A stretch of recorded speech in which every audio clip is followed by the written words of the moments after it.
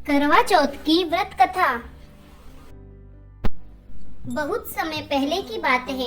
एक साहूकार के 7 बेटे और उनकी एक बहन थी जिसका नाम करवा था।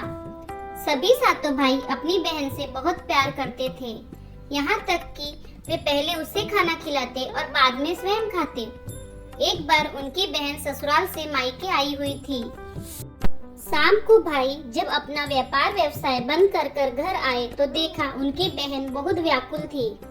सभी भाई खाना खाने बैठे और अपनी बहन से भी खाना खाने का आग्रह करने लगे, लेकिन बहन ने बताया कि उसका आज करवा चौथ का निर्जल व्रत है और वह खाना सिर्फ चंद्रमा को देखकर, उनको अर्घ देकर ही खा सकती है।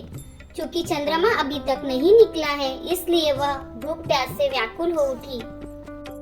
सबसे छोटे भाई को अपनी बहन की हालत देखी नहीं गई और वह दूर पीपल के पेड़ पर एक दीपक जलाकर चलनी की ओट में रख देता है।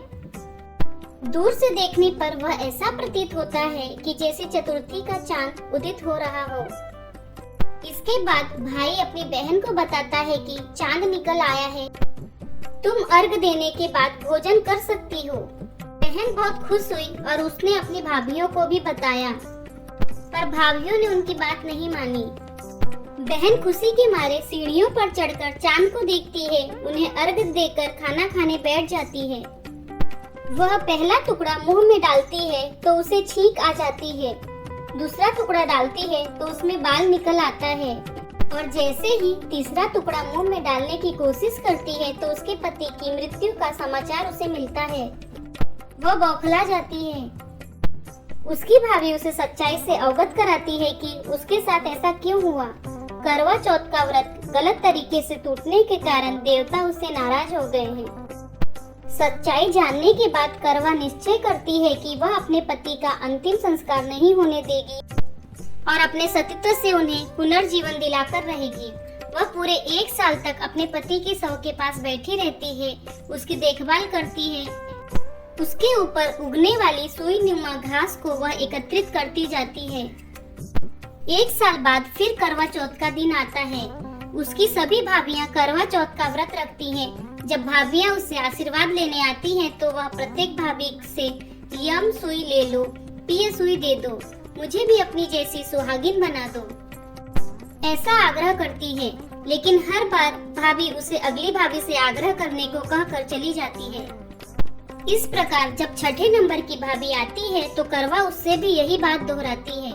यह भाभी उसे बताती है कि चूंकि सबसे छोटे भाई की वजह से उसका व्रत टूटा था, अतः उसकी पत्नी में ही शक्ति है कि वह तुम्हारे पति को दोबारा जीवित कर सकती है। इसलिए जब वह आए तो तुम उसे पकड़ लेना और जब तक वह तुम्हारे पति को जिंदा न कर दे उसे नहीं छोड़ना। ऐसा कहकर वह चली जाती है।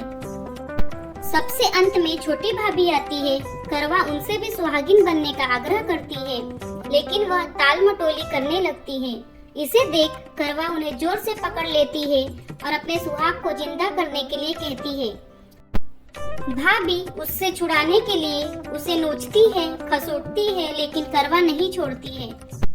अंत में उसकी तपस्या को देख भाभी पसीज जाती है और अपनी छोटी उंगली को चीरकर उसमें से अमृत उसके पति के मुंह में डाल देती है और करवा का पति तुरंत श्री गणेश कहता हुआ उठ बैठता है।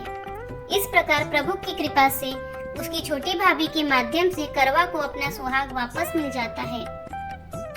हे श्री गणेश, माँ गौरी, जिस प्रकार करवा को चिर सुहागन का वरदान आपसे मिला है, वैसे ही सब सुहागिनों को मिले। जय श्री गणेश। हर हर महादेव।